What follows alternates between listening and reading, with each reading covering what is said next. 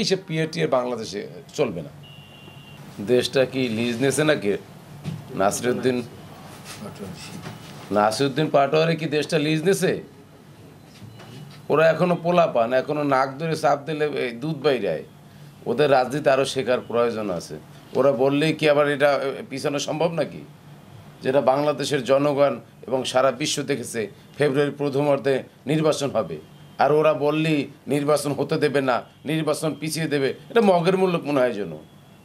নির্বাচন ঘোষণা যেহেতু দিয়েছে ফেব্রুয়ারির প্রথমার্ধে নির্বাচন হতে হবে, এটা জনগণের আকাঙ্ক্ষা। জনগণের আকাঙ্ক্ষা অনুযায়ী নির্বাচন হতে। বিএনপি চেয়েছিল ডিসেম্বরের মধ্যে নির্বাচন, তারপরে অন্তর্বর্তী সরকার বলল জুনে। এরপরে সকল রাজনৈতিক দলের সাথে আলোচনার মধ্য দিয়ে একটা সিদ্ধান্ত নিয়ে তারা ঘোষণা দিল ফেব্রুয়ারির প্রথমার্ধে সবাই। সুতরাং সেই অনুযায়ী এখন সবাই প্রস্তুত। আমরা নির্বাচন বাংলাদেশের গণতান্ত্রিক পরীক্ষা। যেমন কেন্দ্রীয় কমিটির সাধারণ সম্পাদক ফজল ইকবাল এগুলো বললো তো যে গণতান্ত্রিক পরীক্ষা, নির্বাচন হতেই হবে। অন্তর্বর্তী সরকার বেশি দিন এখানে করা যাবে না। এখন চাঁদাবাজ কি বিএনপি করে? এখন তো তাদের মধ্যে দিয়ে বের হচ্ছে। আর তারা তো এখন বুঝে গেছে যে 64 জেলায় তারা যে কি বলে পদযাত্রা না কি করলো না, বুঝে গেছে আসলে জনগণ এখন তাদের পিছনে নাই। আর কোনো কালেই তো ছিল না। রাজনৈতিক প্রেক্ষাপটে ছাত্ররা রাজনীতিতে এগিয়ে যাবে। এখন ছাত্ররা যে দৌড়টা দিতে পারবে, আমার বয়স দাঁড়িয়ে পেকে যায়, আমি তো ওই দৌড়টা দিতে পারবো না। ছাত্ররা সামনের ভাগে থাকবে। আর সামনে গত যে এই 5ই আগস্ট 2024 সালে যে 5ই আগস্ট ঘটলো, সেটা কি শুধু তাদের অবদান? অসম্ভব। ছাত্র জনতা এবং বিএনপি নেতৃবৃন্দ, এটা 17 বছরের কিন্তু এটা সুফল। এটা মনে করেন ওই শুধু 36 দিনে হিসাব করলে হবে না। কিন্তু আমি আমার সন্তান সহকারে সেখানে রাজপথে ছিলাম। এমন একটা সিচুয়েশন হয়েছে যে আমরা এই যে কালভার্ট রোডে মিছিল করতেছিলাম, তখন সেক্রেটারি সাহেব ছিল, আমাদের অ্যাডভোকেট আব্দুল সালাম ভাই ছিল, ঠিক পাশেই মনে করেন উপর দিয়ে গুলি মারলো, একবার ঘিলু সব বাইরে বেরোয় গেল।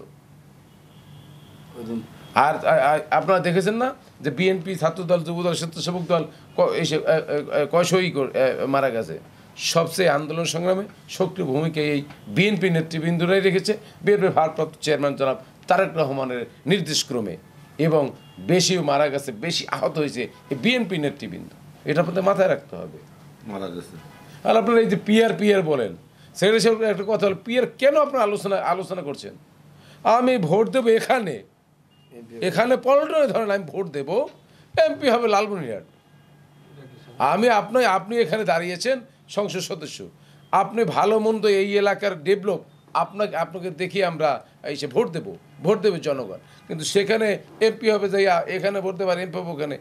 এইসব পিয়ার টিয়ার বাংলাদেশে চলবে না। এগুলো হলো যাদের কোনো জনপ্রিয়তা নাই, মনে করেন কোনো জনপ্রিয়তা যাদের নাই, তারা এইসব পিয়ার নিয়ে। আরে যদি তারা রাজনীতি এত বড় বড় কথা বলে কেন এখন এসব কথা? কেন এর আগেও তারা বলছে নিরপেক্ষ তত্ত্বাবধায়ক সরকারের অধীনে নির্বাচন হবে, আমার ভোট আমি দেবো, যাকে তো খুশি তাকে দেবো, এটা তো সবাই বলছে। এখন আবার পিয়ার কেন? জনগণের ভোট জনগণের কাছে যাক, জনগণ কাকে ভোট দেবে জনগণের সিদ্ধান্ত। জনগণ যাকে ভোট দিয়ে সংসদে পাঠাবে, তাদের ভাগ্য পরিবর্তন, তাদের উন্নয়নে, দেশের উন্নয়নে, এলাকার উন্নয়নে যাকে দিয়ে মনে করে পছন্দ হবে তাকে ভোট দেবে। শুধু কথা, কোনো পিয়ারে বাংলাদেশে হতে পারে না, সম্ভব না।